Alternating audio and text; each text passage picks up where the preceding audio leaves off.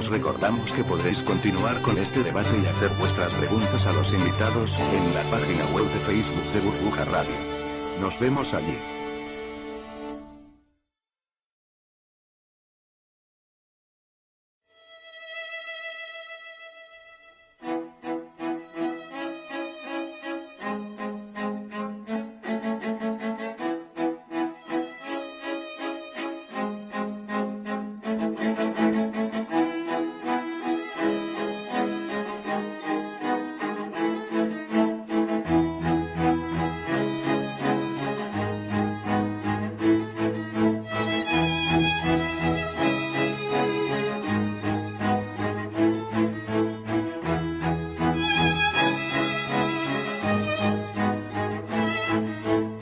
Están ustedes escuchando Economía Directa.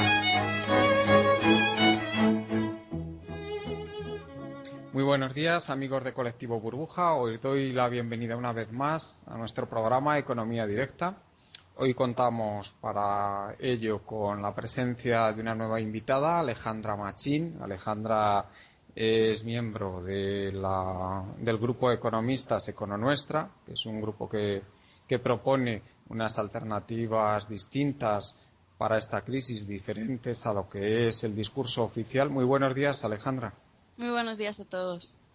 Contamos con dos de nuestros invitados habituales, José Luis Carretero, que como sabéis es abogado, es profesor de secundaria, ha trabajado mucho en temas de defensa de personas, pues digamos que tienen ciertos problemas por su ideología y también, por supuesto, ha trabajado mucho en temas de economía, aunque no sea economista como tal.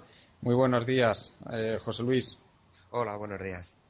Y contamos con la presencia de Manuel Rey, que Manuel, como sabéis todos, pues es uno de los miembros más destacados del colectivo Burbujas. Él, como siempre, participa en los debates aportando su punto de vista económico, que siempre es muy ilustrativo, y hoy esperemos que no sea menos. Muy buenos días, Manuel. Hola. Muy buenos días a todos. A mí me gustaría que Alejandra, en nuestro programa de hoy, comenzara dando un esbozo de lo que es la temática que vamos a tratar, que es el libro que han sacado Vicente Navarro, Juan Torres y Alberto Garzón, que se titula Hay alternativas. Me gustaría que hicieras un pequeño resumen, Alejandra, de qué es lo que propone este libro, diferente de lo que es el discurso oficial. Coméntanos un poquito en qué consiste para los oyentes que no lo conozcan. Vale, por supuesto, Juan Carlos. Pues diferente a la visión que solemos escuchar sobre economía en España y sobre todo en la economía de la crisis actual, el libro es pues completamente distinto, ¿no? Plantea todo desde un punto de vista muy diferente. De hecho, ya lo decían los autores en la presentación del libro. Este libro pretende dar herramientas a la frustración de las personas para transformar la sociedad en la que vivimos, ¿no? Eso ya para mí es verdaderamente revolucionario, teniendo en cuenta cómo se visiona la economía en España y sobre todo la economía a través de la crisis, ¿no? El libro la verdad es que es muy ilustrativo, está escrito en un lenguaje muy pedagógico para que todo el mundo pueda entenderlo, porque muchas veces los conceptos económicos yo entiendo que se pueden hacer muy farragosos para aquellas personas que no lo han estudiado profundamente. Pero el libro es bastante accesible y plantea en los primeros capítulos una visión del porqué de la crisis actual, ¿no? Porque el de la crisis inmobiliaria y de la posterior crisis de demanda que estamos sufriendo en España y en todo el mundo. Luego, posteriormente, pasa a analizar una serie de temas clave en la economía española y a proponer alternativas sobre ello. Los temas pueden ser son desde la financiación del Estado hasta la financiación de las familias y de las empresas, pasando por el estado de bienestar, la deuda externa e incluso la democracia, ¿no? Para mí, este libro se encaja perfectamente en lo que llamamos la economía heterodoxa, ¿no? Que pretende resaltar sobre todo que la economía no es una ciencia, que la economía está impregnada de ideología, impregnada de política, impregnada de sociología, y muy al contrario de lo que de lo que normalmente se nos hace entender. Para solucionar problemas económicos no existe una única vía, sino que existen un montón de vías diferentes dependiendo de las gafas con las que miremos el problema económico, y sobre todo depende un montón de la motivación política y de el contexto sociológico en el que vivimos, ¿no? Para mí, por todo esto, este libro es realmente innovador, porque lleva a las personas a un lenguaje popular, a un lenguaje de la calle, todo este tipo de ideas que los economistas heterodoxos hemos intentado expresar en diferentes ámbitos desde hace bastante tiempo. Muy bien. Manuel, ¿a ti cuando has leído el libro, qué es lo que más te ha llamado la atención de él, como tanto en lo positivo como en lo negativo? Porque hemos hablado algo de este libro ya hace unas semanas, estuvimos hablando de él cuando pensamos que merecía la pena hacer un programa respecto a este libro. Nos ha costado un poquito montarlo, pero al final lo hemos conseguido. Y bueno, recuerdo que me comentaste que había cosas que te gustaban mucho, pero otras que te gustaban menos. Coméntanos un poquito sobre esto. Vamos a ver.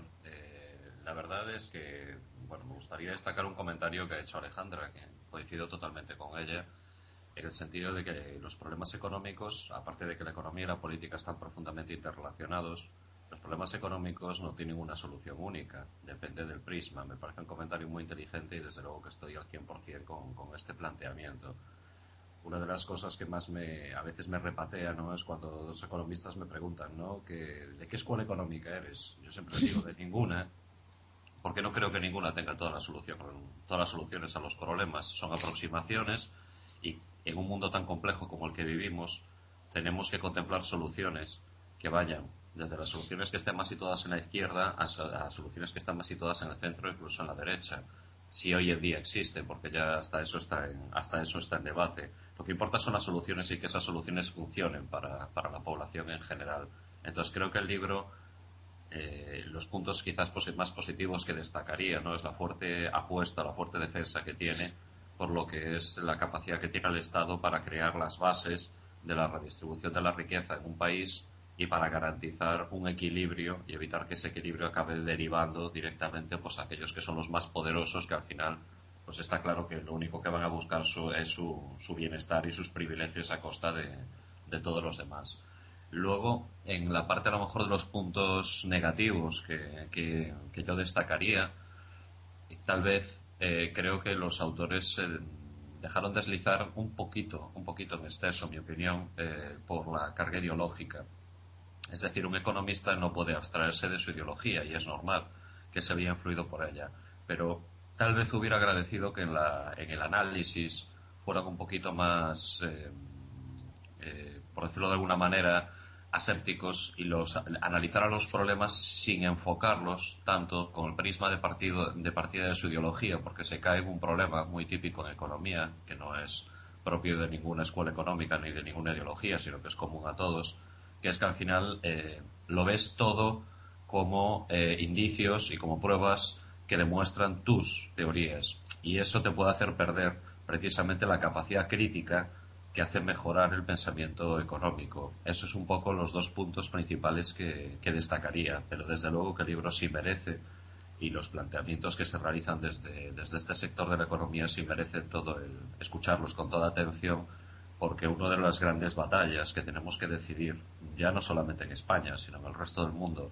en este primer cuarto del siglo XXI, es qué parte del Estado, cuáles son las líneas rojas, como me gusta decir a mí, que jamás podemos traspasar y que tenemos que garantizar a toda la población a riesgo de acabar convirtiendo pues las sociedades occidentales pues en una especie yo hablo a veces de la chinificación, ¿no?, de Europa.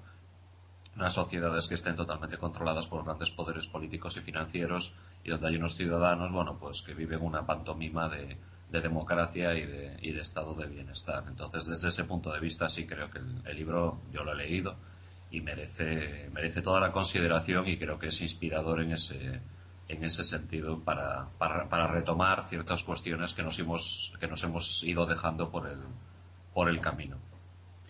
Sí, José Luis, danos tu opinión si quieres sobre el libro o también sobre lo que han dicho Alejandra y Manuel, por favor. Bueno, considero que el libro es altamente recomendable, que es un libro que realmente deberíamos leer todos y debería leerse masivamente y tener un acceso masivo por parte de la población. Bueno, Porque perdona, José Luis, perdona que te interrumpa.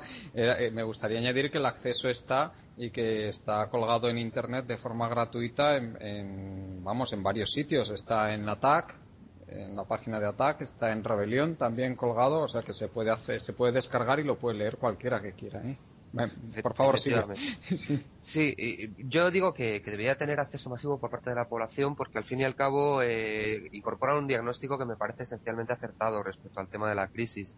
Cómo es una crisis generada, una crisis de sobreproducción generada básicamente por el abatimiento de la demanda solvente que implica la rebaja de salarios o la pérdida de poder social de los trabajadores a lo largo de las últimas décadas. La alternativa que propone a esta situación de crisis generada de esta manera es una alternativa básicamente keynesiana, de reforzamiento de los poderes públicos, de impulso público de la economía, de regulación clara de la economía, de los poderes financieros, etcétera, que me parece una alternativa esencialmente positiva. Yo quiero decir que en principio me parece algo que es necesario. Básicamente me parece imprescindible para poder salir de la crisis en estos momentos. Otra cosa es que a largo plazo me parezca realmente operativa.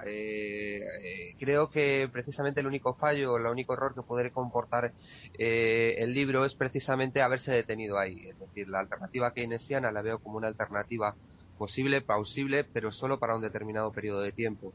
Creo que tiene unos límites propios, unos límites que tienen relación tanto con el hecho de que la crisis del capitalismo que vivimos no es únicamente la crisis del neoliberalismo, sino que es una crisis del modelo de acumulación capitalista como un todo, y con el hecho de que además incorporamos en la ecuación una cosa que no se incorporaba en las crisis anteriores o que no se incorporaba de una manera tan directa como es la crisis ecológica, ¿no?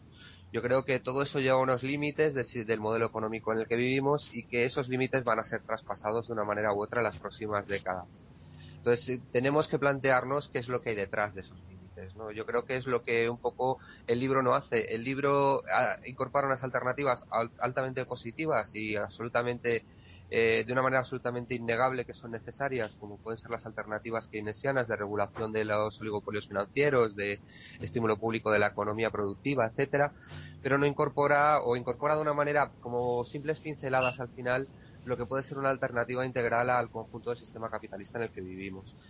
Y yo aquí a lo mejor me dejo arrastrar por lo mismo que critica Manuel Rey, y aquí entro un poco a valorar lo que él ha dicho. Me dejo arrastrar un poco por la ideología, pero es que yo no pienso o no creo que las ciencias sociales o incluso las ciencias, se ha estudiado incluso en relación a las ciencias naturales, sean tan ajenas a la ideología y que al fin y al cabo su supuesta objetividad o su objetividad llevada más allá de ciertos límites no es más que el mito.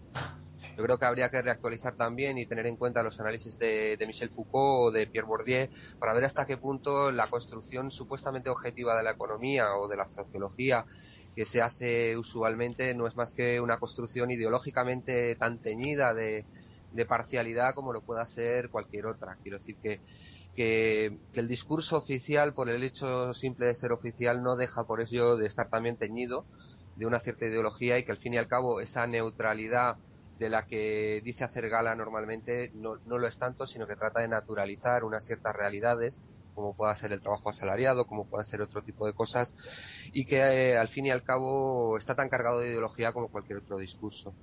En lo que sí creo que estamos todos de acuerdo es en el tema de las líneas rojas, es decir, hay una serie de líneas rojas que no deben traspasarse. Yo creo que el libro además lo deja meridianamente claro y que hay una serie de servicios sociales, una serie de condiciones de vida y de trabajo de las personas que vivimos en este país que no deben de ser abatidas en esta situación de crisis. Sí, Alejandra, sobre los temas que han comentado Manuel y José Luis, yo creo que tienes bastante Sí. para comentar. Sí. Sí, la verdad que sí. Pues mira, en primer lugar estoy completamente de acuerdo con Manuel en lo de la importancia, en el resaltar la importancia que dan los autores en el libro al Estado como agente redistribuidor, ¿no? Pero no solo como agente redistribuidor, sino como un verdadero agente activo en la economía que además pueda potenciar la producción y la inversión. Esa unido con un pacto de salarios y con una regulación financiera determinada que incluye una banca pública, creo que son como las tres ramas más importantes o como las tres alternativas más importantes que plantean en el libro, ¿no? Y la verdad es que me gustaría empezar a analizarlas detenidamente, pero no quería dejar pasar el comentario que hace José Luis sobre destacando que la economía actual, la que nos venden ahora, la del pensamiento neoliberal actual que impregna toda nuestra sociedad y que impregna todos nuestros medios de comunicación y tal, también es un tipo de economía altamente Ideologizada, sí. eso, altamente ideologizada.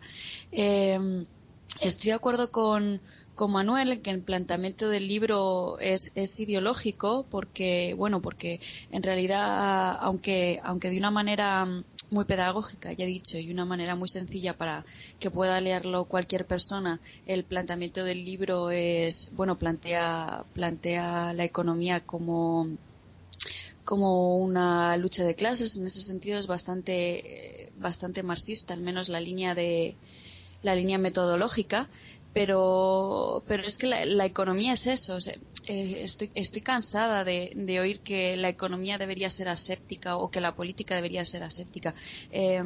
No funcionan así, no es el mundo en el que vivimos. El mundo en el que vivimos en la actualidad está fuertemente ideologizado. Los problemas que tenemos derivan de ideologías determinadas y derivan de decisiones que toman personas de manera bastante subjetiva en el campo de la política, en el campo de la economía.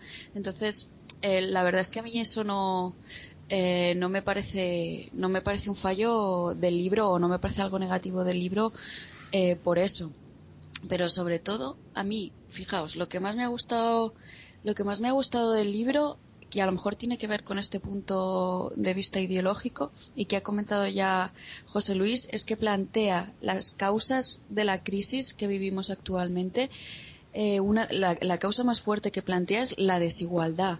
O sea, la existencia de una desigualdad en España y en los países en desarrollo entre la población media y las poblaciones altas, o entre aquellas personas que tienen los recursos de capital y aquellas personas que viven de los recursos del trabajo, sería la causa de la crisis actual en la que vivimos. Lo ha comentado muy bien José Luis, el hecho de que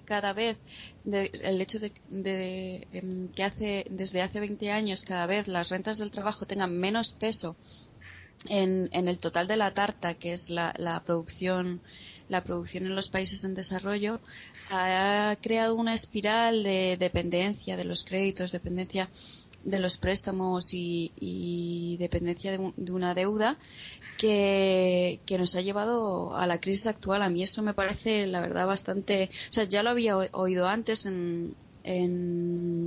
a otros economistas heterodoxos como Nacho Álvarez para el caso de Francia y tal, pero me parece algo que es realmente resaltable y además plantea la lucha contra esta desigualdad entre las personas como la salida de la crisis. ¿Qué opináis sobre esto? Sí, bueno, a mí lo que me gustaría resaltar sobre todo es esto que has dicho. Nosotros estamos sufriendo ya desde hace más de 20 años todo un proceso de globalización que ha sido pensado y diseñado por las grandes corporaciones exclusivamente para su propio beneficio, y que lo que ha causado es esa bajada en las rentas del trabajo en los países más desarrollados, en los países más avanzados económicamente a nivel de renta, me refiero, y que esto finalmente es la causa de todo este problema, como tú bien has dicho. O sin perder de vista tampoco lo que ha dicho José Luis, que es el problema ecológico y el problema energético que estamos sufriendo, que tampoco hay que olvidarlo, ¿eh? Que yo pienso que eso es una causa también muy importante y que la globalización ha chocado con sus propios límites precisamente por el problema energético.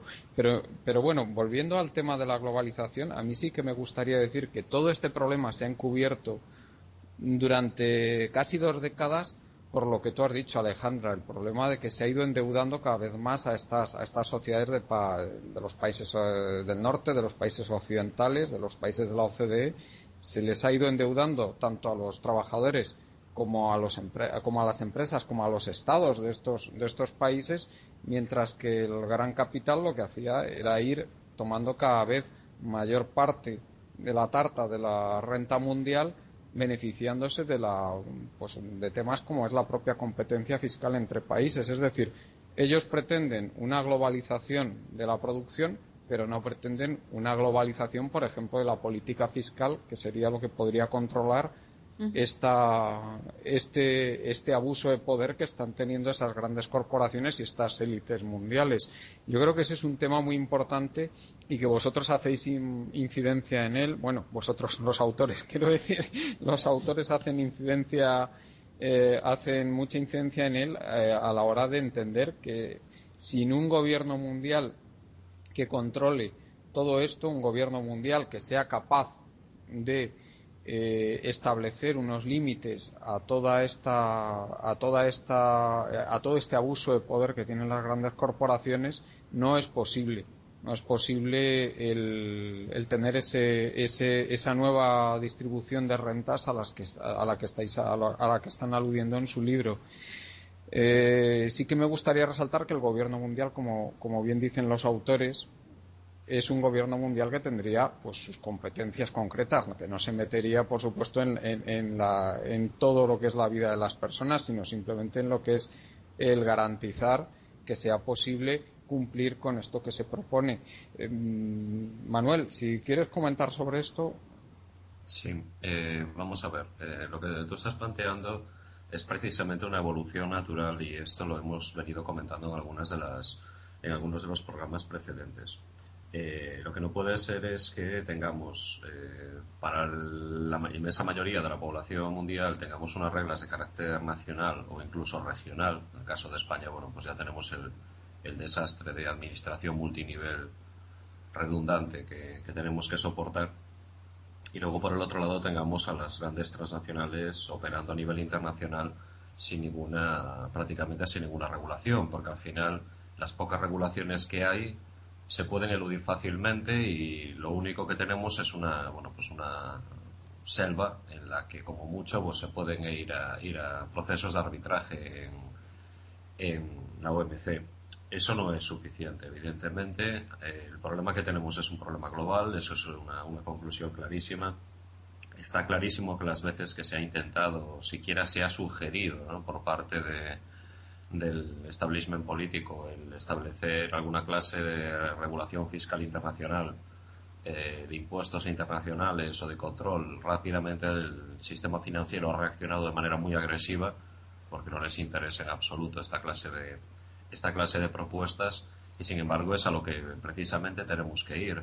Y eso me lleva a un detalle que sí me gustaría destacar, que es que, nos guste o no, Europa y Estados Unidos, en las manos de los ciudadanos europeos y estadounidenses va a estar el posible cambio que se pueda realizar en esta situación. O sea, no esperemos que vayan a ser otros los que nos hagan el trabajo. Es decir, nosotros, los ciudadanos europeos y estadounidenses, somos los que tenemos la capacidad para poner contra las cuerdas al poder político, que a fin de cuentas no es más que una división comercial o de venta al público de los intereses del sistema financiero.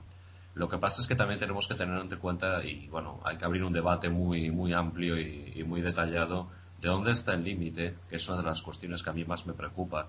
¿Dónde está el límite entre la libertad de empresa, que es un valor en el que creo profundamente, y lo que es el necesario control que tiene que tener pues, las autoridades, que a fin de cuentas no son más que el conjunto del resto de los ciudadanos respecto a ti, hablando desde un punto de vista ideal, sobre tus actividades y de cara pues, a la redistribución de la riqueza. Mantener el balance entre ambas cosas no es nada sencillo. Sinceramente es un problema al que llevan dedicados muchísimos economistas durante todos estos siglos precedentes y no es nada fácil. Y lo que tampoco podemos hacer es caer en el lado justo contrario, es decir, que tengamos una organización muy poderosa de alcance transnacional que al final pues sea copada por los mismos intereses de siempre y les acabemos regalando una maquinaria de alcance global de control para la población y de prácticamente de esclavización. Ese es uno de los grandes problemas que yo le veo a una propuesta de este tipo.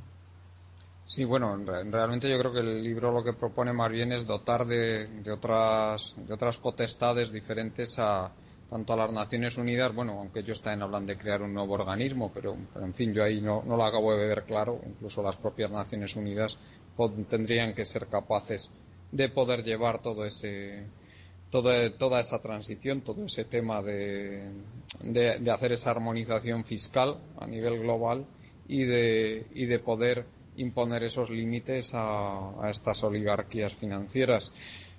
José Luis, ¿qué opinas de esto que ha dicho Manuel, de este problema de un posible exceso, un abuso de poder que fuera utilizado precisamente en una dirección opuesta a la pretendida por parte de este gobierno mundial?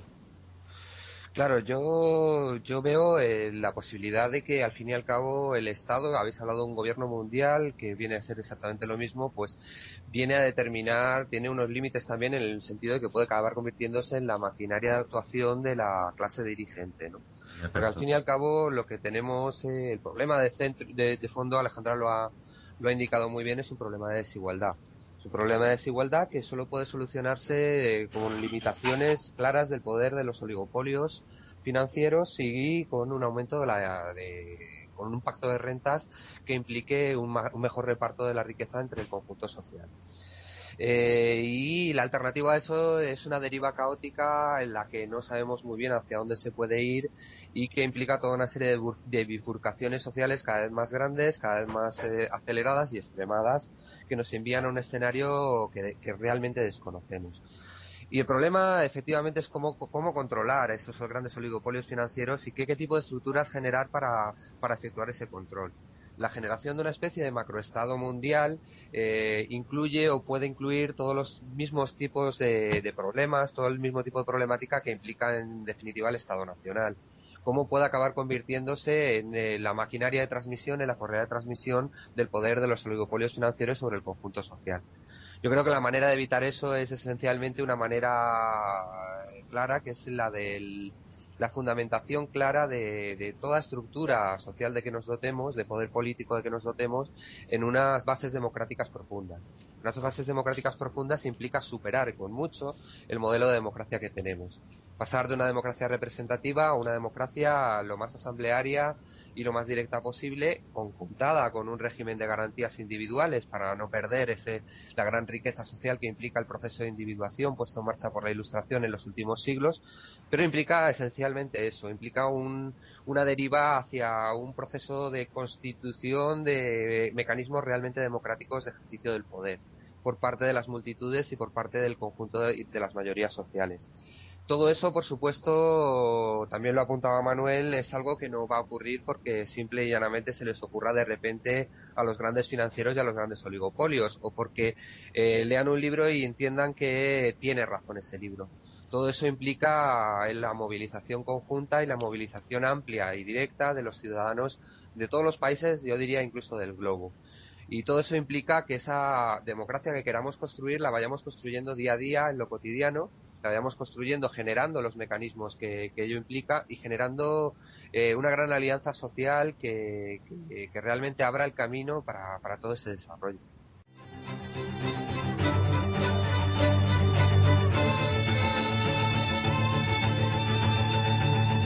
Os recordamos que podréis continuar con este debate y hacer vuestras preguntas a los invitados en la página web de Facebook de Burbuja Radio. Nos vemos allí. Sí, a mí desde luego sí que me gustaría resaltar esto que has dicho, de que fundamentalmente el problema va a ser, o sea, el problema es un problema político, es un problema de falta de democracia, de falta de funcionamiento democrático y por supuesto, de que los países, de que la coordinación a nivel mundial, pues tampoco está sucediendo. Yo ahí sí que lo he hecho un poquito en falta en el libro, Alejandra, el que no profundiza demasiado en la reforma democrática, aunque sí lo apunta, pero a mí sí que me hubiera gustado que profundizara más en esta reforma democrática, sea en el sentido que ha comentado José Luis, más en el sentido de una democracia asamblearia, o sea más en otro sentido, que también hay otro tipo de propuestas para profundizar en la democracia. ¿Tú qué opinión tienes de todo este tema de la reforma democrática? Bueno, pues en general estoy de acuerdo con vosotros. Estoy de acuerdo con vosotros en que el libro no lo trata demasiado profundamente. Tampoco me parece un libro en el que sea que haya que tratarlo, porque ya me Sí, sí. parece, ya es como muy ambicioso en la parte económica y en la manera de dotar herramientas alternativas a la economía para canalizar toda esa frustración que hemos hablado de los ciudadanos y tal, pero en realidad, bueno, lo que tú decías sí que lo toca así sucintamente. Dice que para que todas las opciones que ellos plantean, el gran impedimento de llevar a cabo las alternativas que ellos plantean es un planteamiento político, que no hay voluntad política para hacerlo, y que para que exista esa voluntad política son las personas las que tienen que salir a la calle y decir que quieren que pase así, ¿no? Y que además deben de exigir se debería exigir, o deberíamos conseguir una democracia que estuviera más cerca de la democracia directa, tal y como la ha planteado José Luis. Pero sí que es verdad que, bueno, aparte de eso y de decir que, bueno, que los organismos internacionales como el Banco Mundial y el Fondo Monetario Internacional e incluso las Naciones Unidas deberían de estar regidas más en este sentido democrático, la verdad es que el libro no se mete mucho.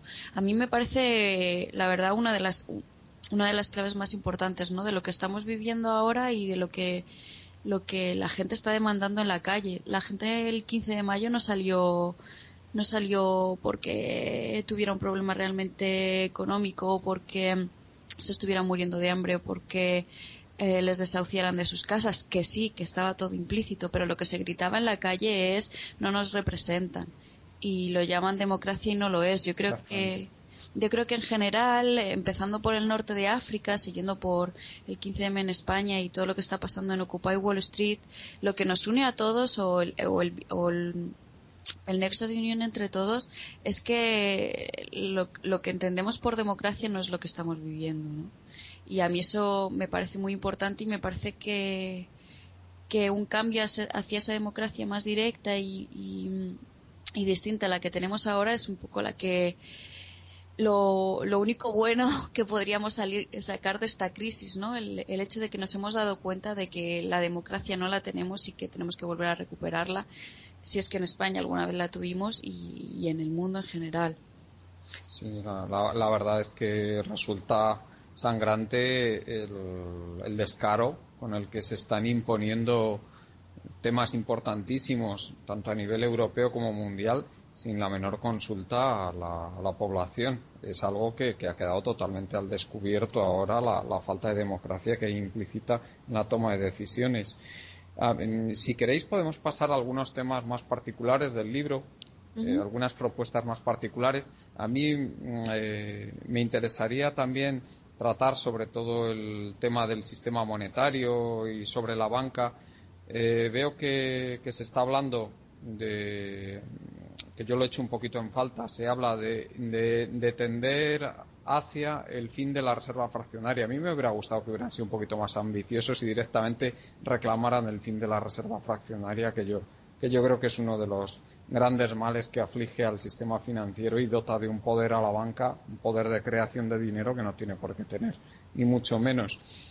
Y luego, ahondando en las propuestas de José Manuel Naredo, pues a mí me hubiera gustado también que hablaran de retomar o bien un patrón oro, que tal vez sea algo un poco obsoleto, o más bien como habla José Manuel Naredo, de tomar una especie de patrón energético, por ejemplo, que hoy día con los mecanismos que tenemos y las herramientas informáticas pues se podría asumir perfectamente. Eso respecto al tema de la reserva fraccionaria.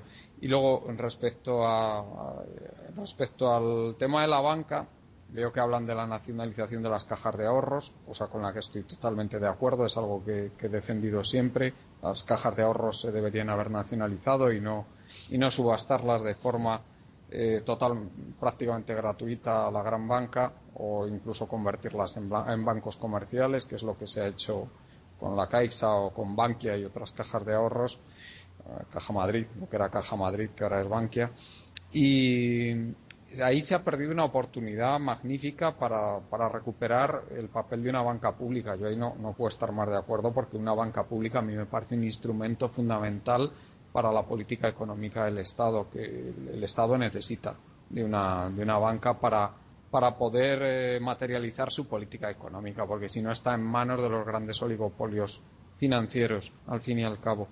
Y yo incluso hubiera sido un poquito más, digamos, más bruto, entre comillas, que los autores del libro, porque yo realmente estos oligopolios en que se han convertido los grandes bancos es que no les veo prácticamente ninguna función. Tienen un poder tremendo, son peligrosos porque en el momento en que uno de ellos tiene problemas financieros, pues amenaza con arrastrar toda la economía de un país, o incluso con un efecto dominó toda la economía mundial.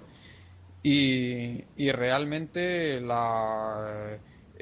negocio de la banca, el negocio de la banca comercial, yo no veo que sea necesario, a esos niveles que se mueven, con esos riesgos de oligopolio que hay, no veo por qué no lo puede cumplir no veo por qué no lo puede llevar a efecto íntegramente una banca pública. Yo sé que aquí a lo mejor Manuel no está muy de acuerdo conmigo con lo de volver pública toda la banca comercial, pero bueno, en fin, sí. Manuel, yo creo que sobre esto tú tienes mucho que decir. Sí, vamos a ver, bueno, recordarás que la propuesta para nacionalizar la banca, bien de manera temporal, bien de manera definitiva, sobre todo las cajas de ahorro, que ahora mismo son las entidades que están en una situación mucho más delicada. Este tema yo lo apunté, si lo recuerdas, en la conferencia de Madrid, en la primera Sí, sí, conferencia, sí, bueno, la sí lo segunda recuerdo, conferencia sí. que se celebró. Ya por entonces, pues expuse a preguntas de gente del público que el camino adecuado era la nacionalización, para después, primero ya para crear un contrapoder a lo que es la banca privada. Es decir, no estoy en contra de ese proceso. Habrá que ver después si lo ponemos en mercado, lo ponemos en mercado. Bueno, ahí ya tendríamos que hablar de una serie de opciones, pero que bueno, que eso habría un poco que decidirlo en función de una serie y sobre todo también en función de la voluntad popular, ¿no? Que eso es lo que al final aquí importa. No estoy en contra de la nacionalización de la banca, en parte porque bueno, supone unas ventajas importantes, sobre todo estableciendo ese contrapoder al sector de lo que es la banca privada. Lo que tenemos ahora mismo, no tenemos ninguna clase de banca pública, aunque el poder político le encante decir que las cajas, la obra social es una chorrada. Claro, es que los recursos que se destinan a obra social son para cumplir el expediente. En la banca, lo que es la estructura de cajas de ahorros es básicamente banca política y regional. Nada más. Es un híbrido entre lo que es banca privada y luego un cortijo de 4 amigos. Y eso es lo que ha pasado, y así han acabado las cajas de ahorros. Entonces, a ver, a mí me suele gustar decir que hay problemas que te los soluciona el tiempo. Solamente te tienes que sentar a esperar y el problema te lo solucionan. Y en parte muchos de los problemas que estamos discutiendo, y es normal que mucha gente se deje llevar por la impaciencia, porque es que es totalmente normal, porque la situación es muy grave, en realidad con el tiempo verán que algunos problemas se te solucionan. ¿A qué problemas me estoy refiriendo? El problema de la banca lo vamos a ver solucionado con el tiempo. ¿Y cómo lo vamos a ver solucionado? Con su quiebra.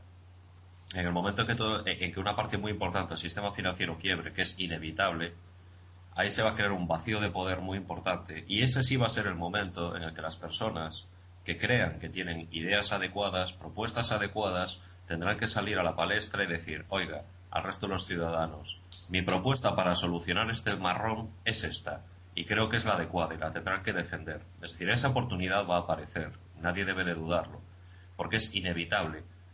que el sistema financiero en una parte muy importante quiebre y con él una parte también muy importante de grandes compañías transnacionales.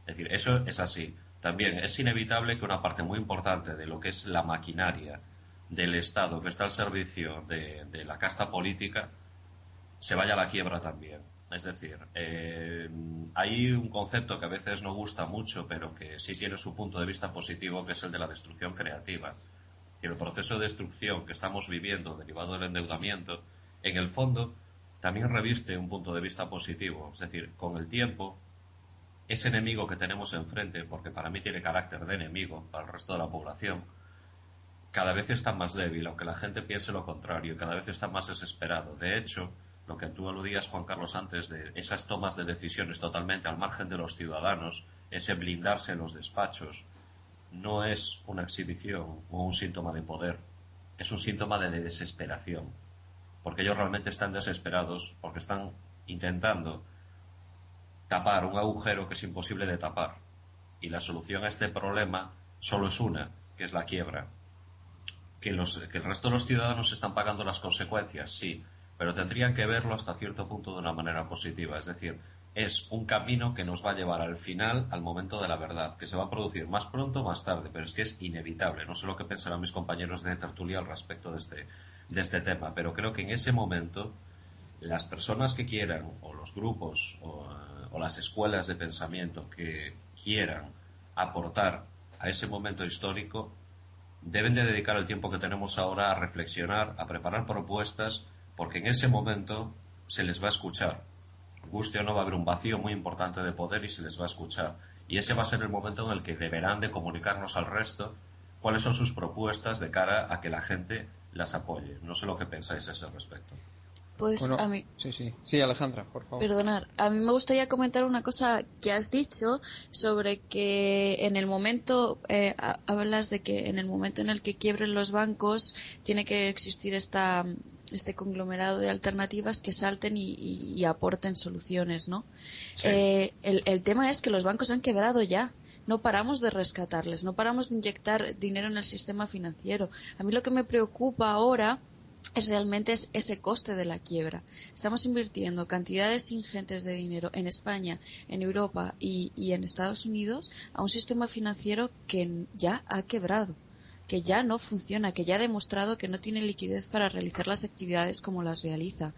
Entonces, en ese contexto, no me parece que haya que esperar a la quiebra real de estos bancos. Yo creo que estamos en ese punto.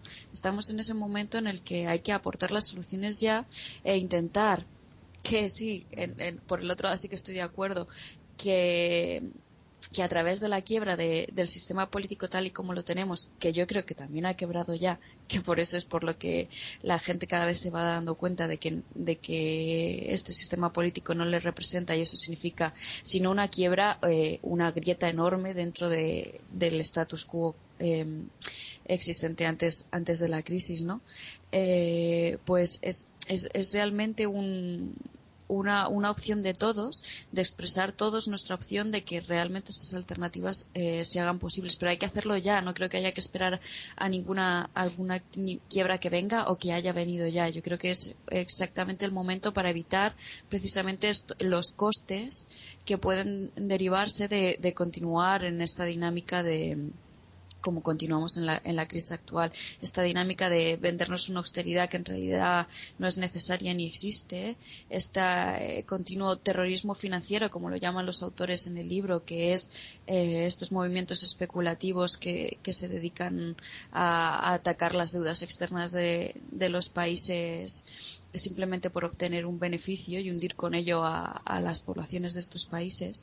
O sea, yo creo que estamos sufriendo los costes ahora y que las alternativas tienen que venir ya.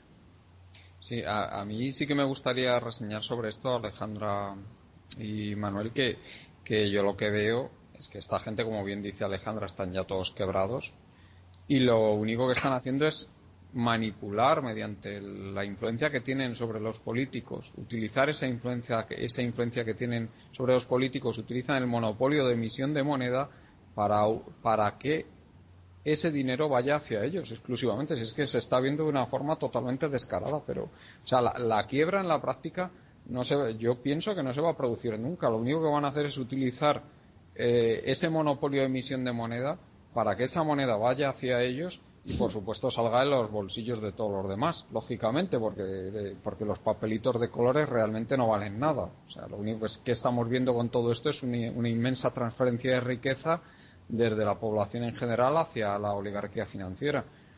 Entonces, mientras ellos tengan esa capacidad de influencia que están teniendo y tengan secuestrado como tienen al poder político, pues no veo ninguna posibilidad de que esa quiebra real se pueda materializar. Bueno, a mí me gustaría matizar un detalle importante, Juan Carlos. Evidentemente, ahí coincido con vosotros en que el sistema ya está quebrado y el sistema político está quebrado, pero aún no hemos asistido al entierro. Es decir, Sí. ahí está Yo la creo, diferencia. Es un detalle que me gustaría destacar para que no confundamos la terminología. Es decir, que están quebrados es evidente, pero ojo, todavía tienen mucho poder y este tipo de batallas sociales y económicas tienen una variable que es fundamental, como cualquier batalla, que es medir los tiempos. Decía Julio César que quien siente el ritmo de la batalla saborea la victoria. Precipitarse es tan peligroso como esperar demasiado. Y en este caso, ahora mismo todavía no es el momento. Es decir, aún les queda un margen de acción y hay que saber esperar el momento adecuado. Y ese sí es un aviso importante que creo que todos deberían de tener muy claro de cara a lanzarse directamente a la plaza de toros a torear con ese Miura de 800 kilos que está esperando en el centro de la plaza. Sí, yo, José Luis, creo que sí. Sí, yo creo que al fin y al cabo la situación es semejante a como cuando se vuelan los cimientos de un edificio y durante unos segundos o incluso unos minutos el edificio ya no tiene la estabilidad necesaria para mantenerse en pie, pero se mantiene en pie. Es decir, esa caída a cámara lenta que se produce en el primer momento que luego se va acelerando según todo el peso del edificio se va desplazando hacia abajo. Yo creo que la situación es un poco así, o sea, la quiebra fundamental se ha producido, pero el edificio todavía se tambalea, todavía no ha caído del todo.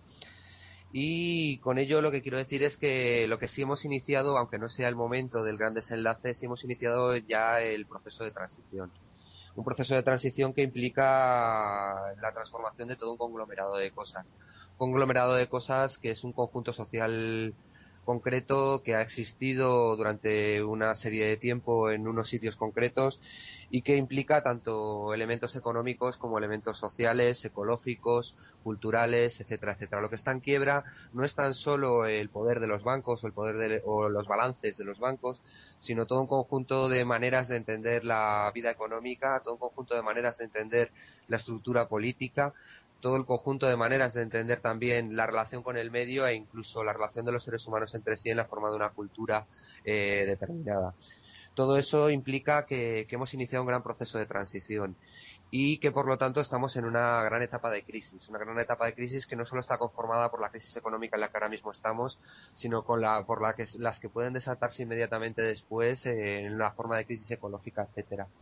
Decía Immanuel Wallerstein en algunos de sus textos que una de las cosas que define los momentos de crisis es que precisamente un sistema que es estable en sus momentos normales, la fuerza que se puede ejercer contra él en esos momentos normales pues tiene unos límites, no puede conseguir sus objetivos muchas veces por la misma estabilidad del sistema y sin embargo en un momento de crisis una fuerza mucho menor hace un efecto mucho más estocástico y realmente puede conseguir cosas mucho mayores en una situación de crisis que en una situación de estabilidad, aunque sea una fuerza pequeña. Eso lo podemos ver con el ejemplo también de una rueda que se va saliendo de su eje, que es un poco lo que estamos viendo también en la sociedad que nos rodea. En los primeros momentos la rueda se sale de su eje, pero no deja de rodar bien. Poco a poco va teniendo pequeñas bifurcaciones, pequeños golpecitos que les van haciendo salirse, desencajarse cada vez más, y esos golpes son cada vez más acelerados y cada vez más fuertes y tienen cada vez más efecto. Y el pequeño empujón que en un primer momento no hubiera sacado la rueda ni de casualidad, sin embargo en el último momento sí podría conseguirlo. Yo creo que estamos avizorando una situación que se encamina en esos derroteros, ¿no? Que estamos ante una quiebra total del modelo social, económico, político que vivíamos y que por lo tanto tarde o temprano se van a plantear problemas fundamentales ya no solo de qué hacer con los bancos, de qué hacer con los oligopolios financieros, sino de qué hacer incluso desde una perspectiva vital y ética para todos nosotros. y yo creo que la irrupción de las masas o de las multitudes en la historia es lo único que nos puede salvar de que esto acabe derivando en una deriva caótica que no lleve a ninguna parte. Solo la acción consciente de los seres humanos, de todos y cada uno de nosotros, en los caminos que hemos narrado antes, en un camino hacia un avance democrático, hacia un avance social, puede llevar a algún sitio que realmente merezca la pena ser vivido. Sí, a mí me gustaría añadir, José Luis, un tema que comenta siempre mi amigo Pedro Prieto, que también es colaborador de Colectivo Burbuja. Una vez a la semana suele participar en nuestro debate de energía, y es que toda la gente del 15M y no es consciente de un problema gravísimo, y es que las implicaciones que tiene una coordinación a nivel mundial tanto de la política económica como del sistema fiscal, como del todo el problema ecológico y energético que tenemos, implica algo gravísimo, y es que la energía como tal debe repartirse de una forma democrática en el mundo, y eso para la gente que vive en países del norte, en países occidentales o avanzados, significa que el uso de energía debería disminuir al menos un 80% para que se pudiera repartir a nivel mundial de una forma equitativa.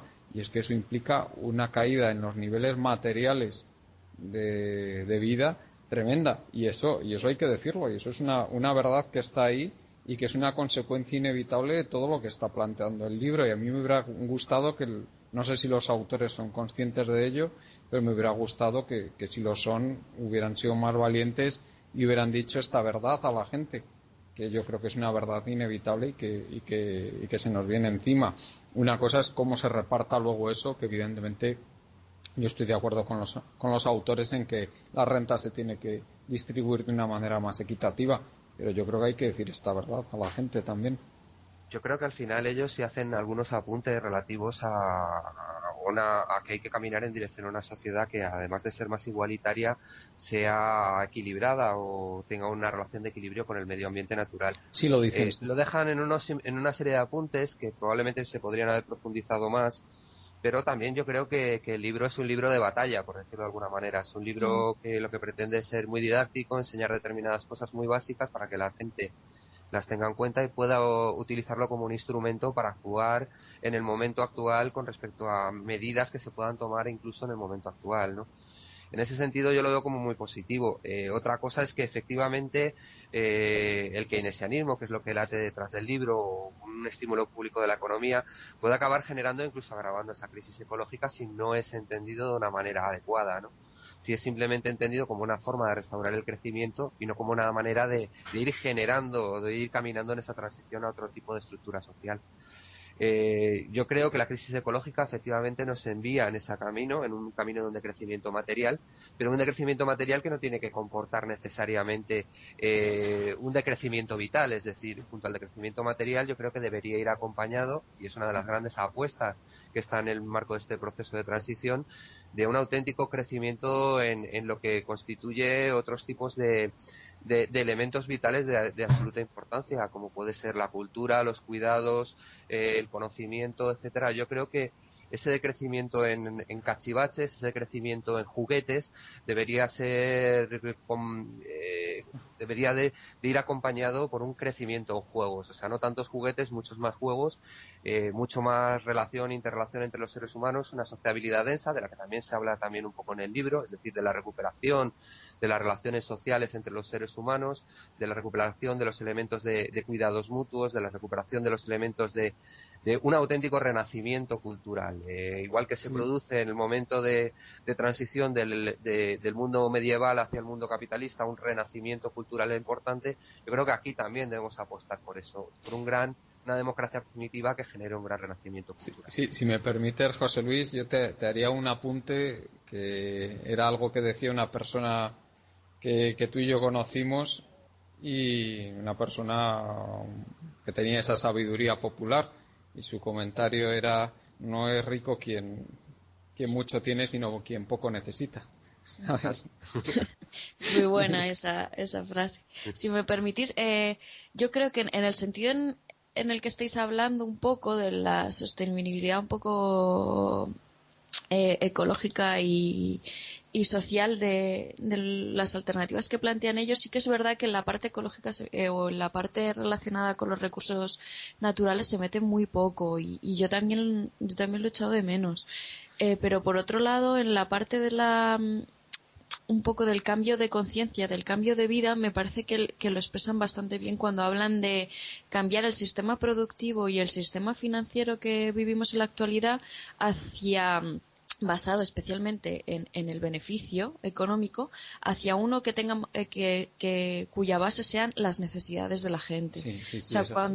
cuando plantea que los movimientos especulativos deben de parar porque son recursos que se invierten únicamente en crear dinero o en crear beneficio, deben de parar porque deben dedicarse a invertir en cosas que realmente reviertan en necesidades que tiene la gente en la actualidad, necesidades materiales o necesidades de servicios, pero que estén relacionados un poco con un proceso vital humano de las personas. Y cuando al mismo tiempo plantean un nuevo sistema productivo para España, para el caso de España, más basado en el estado de bienestar y en un sistema asistencial, yo creo que van un poco, sí que como en pañales, ¿no? Pero van un poco a Sí, ecológica y social. Otro punto que también comentan, que a mí me parece muy interesante, es también lo de humanizar la economía. Realmente en la economía actual tomamos como mercancías muchos productos que en realidad no lo son, como el trabajo. El trabajo no es una mercancía simple que se compra y se vende. El trabajo está intrínsecamente relacionado con las capacidades vitales de los humanos, de las personas, porque sin vender nuestra capacidad de trabajo no podríamos tener acceso al alimento, a la vivienda, al agua, a todas estas necesidades básicas, ¿no? Así que yo creo que por ahí un poco el libro intenta meterse en la disyuntiva que planteáis, pero sí que es verdad que el componente de los recursos naturales lo deja un sí, sí, te hemos perdido un poco, Alejandra. Bueno, creo que la hemos perdido un poquito con la conexión. así. Vaya, Sí, lo sí, siento. bueno, sí, estabas diciendo que el componente de los recursos naturales creo que ibas a decir que lo dejaba un poco en segundo plano. Me Sí. parece que era lo que ibas a decir, sí.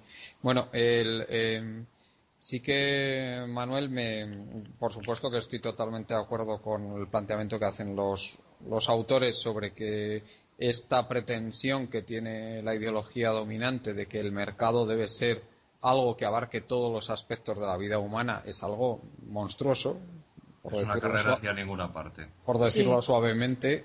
El mercado, lógicamente, debe tener su lugar, que eso tampoco lo niega nadie, pero claro, el lugar es el que tiene que ser y, por supuesto, es un lugar que debe ser pequeño en la vida de las personas, lo más pequeño posible.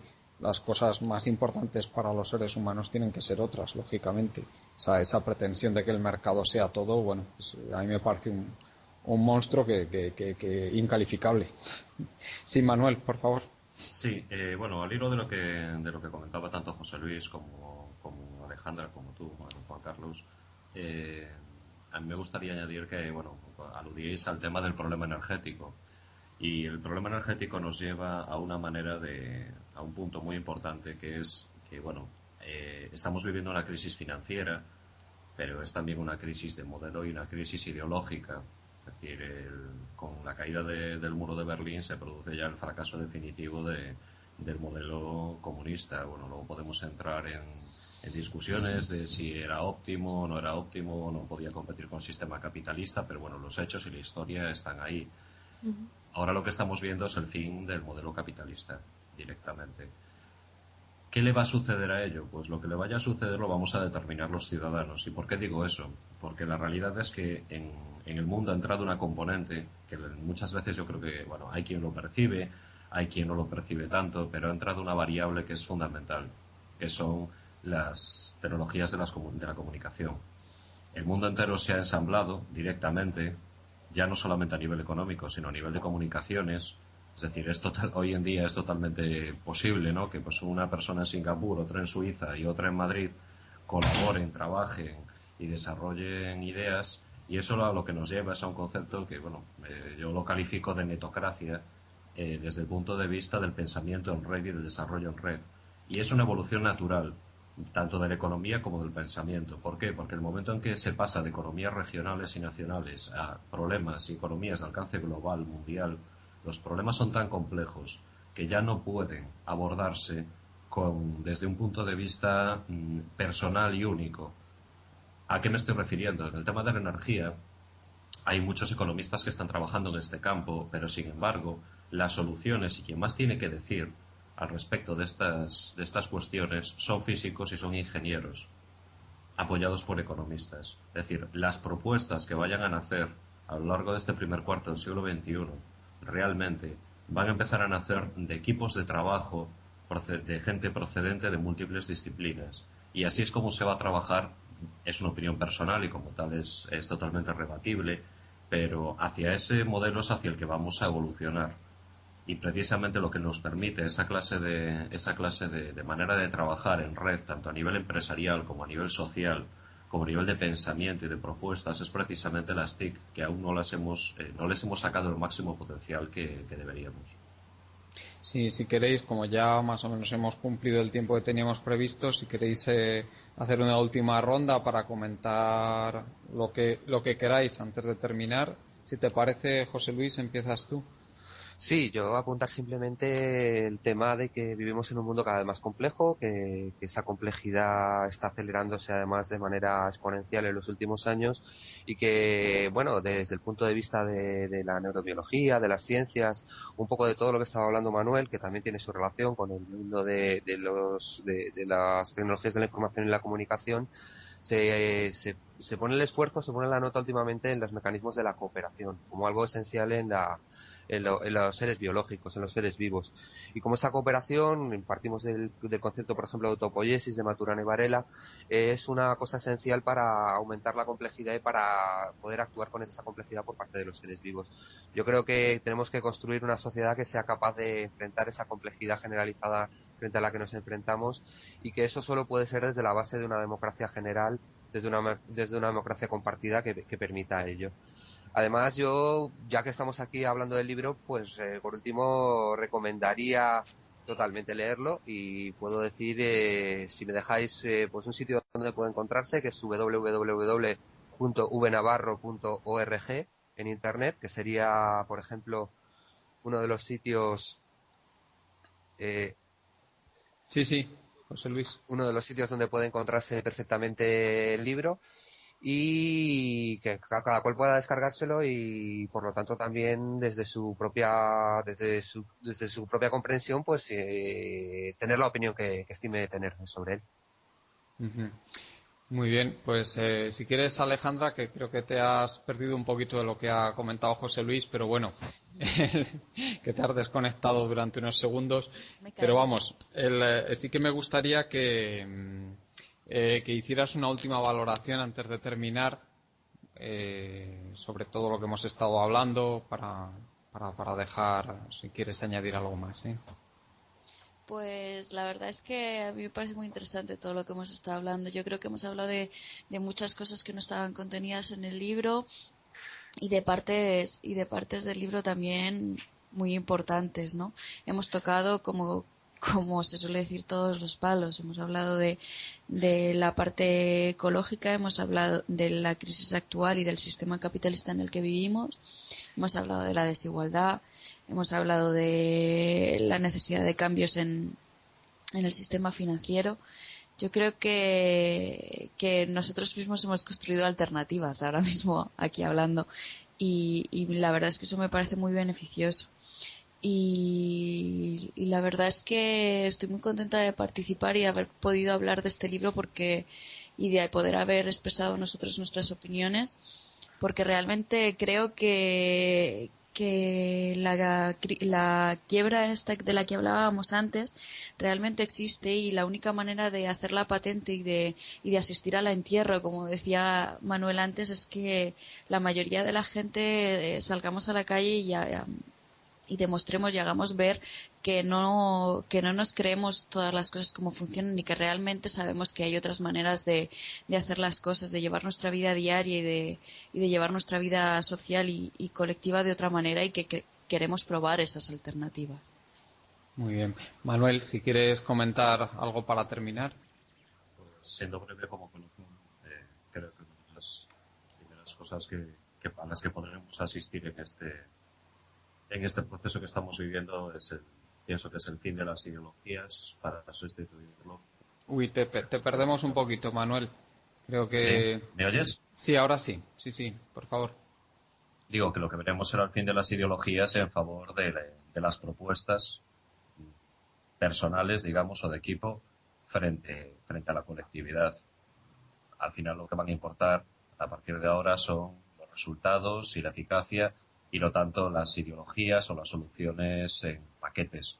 Y creo que en ese sentido es como tenemos que empezar a pensar y a ser transversales en la manera de enfrentar los problemas, independientemente de los puntos de vista de cada uno. Ahí es donde encontraremos soluciones que son complejas a problemas que a su vez son muy complejos. Muy bien. Pues nada, ya vamos a ir terminando.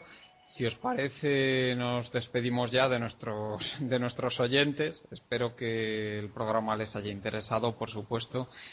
Muchas gracias, Alejandra, por tu participación aquí en este programa de Colectivo Burbuja. Muchas gracias a vosotros. Espero que tengamos alguna vez más el privilegio de contar con tu participación. Encantada. Muchas gracias, José Luis, como siempre. Muchas gracias a todos vosotros. Y muchas gracias también, Manuel, como siempre, por tu participación, que siempre estamos recurriendo a ti para los programas. No sabemos cuánto tiempo nos vas a aguantar. Es un placer, ya lo sabes. Muy bien, muchas gracias a los amigos de Colectivo Burbuja y hasta pronto. Hasta luego.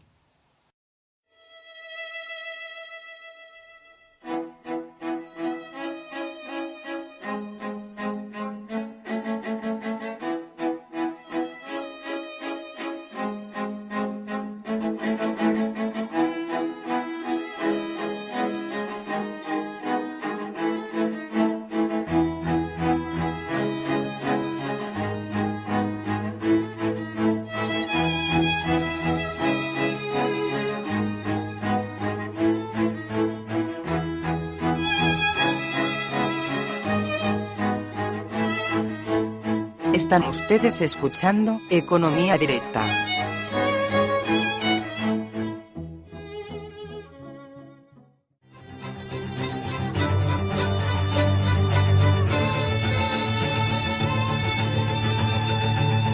Os recordamos que podréis continuar con este debate y hacer vuestras preguntas a los invitados en la página web de Facebook de Burbuja Radio. Nos vemos allí.